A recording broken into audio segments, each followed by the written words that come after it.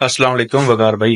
वाह, अच्छा वकार भाई, आज तो मार्केट रेड रेड ही नजर आ रही है, क्या सूरत हाल बनी है, इतनी मार्केट क्यों बनी है? हाल तो आपके सामने है। आपको पता है इंडिया में टेररिस्ट अटैक हुआ है और उन्होंने सीधा इल्जाम हम पे लगाया है।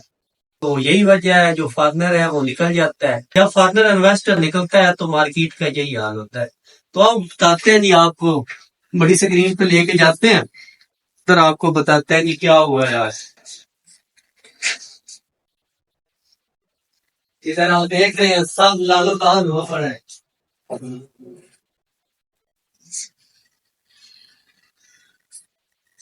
तो आसम भाई देखिए, आज मार्केट तकरीबन 2200 पॉइंट जो है ना उसने माइनस की है। तो जो क्लोजिंग दी है 1,15,000 की दी है।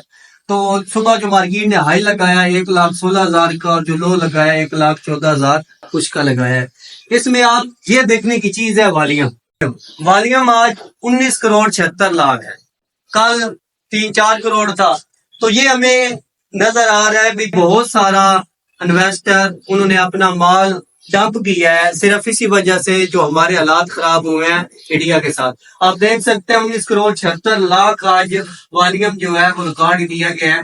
इसके अलावा आप इधर देख सकते हैं हर चीज लालो लाल हुई पड़ी है।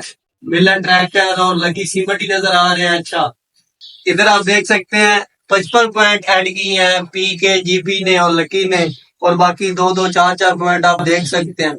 सबसे ज्यादा जिसने मार्केट से पॉइंट निकाले हैं वो एग्रो होल्डिंग है, उसके अलावा आपको है बैंक अल हबीब माड़ी, उसके अलावा फौजी फर्टिलाइजर, उसके बाद MCP, UPL, agro fertilizer, PPL और पीएसओ।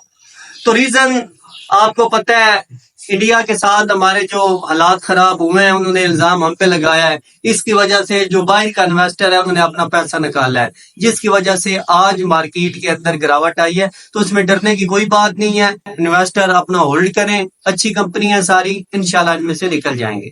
अपना ख्याल रखिए। अल्लाह हाफिज।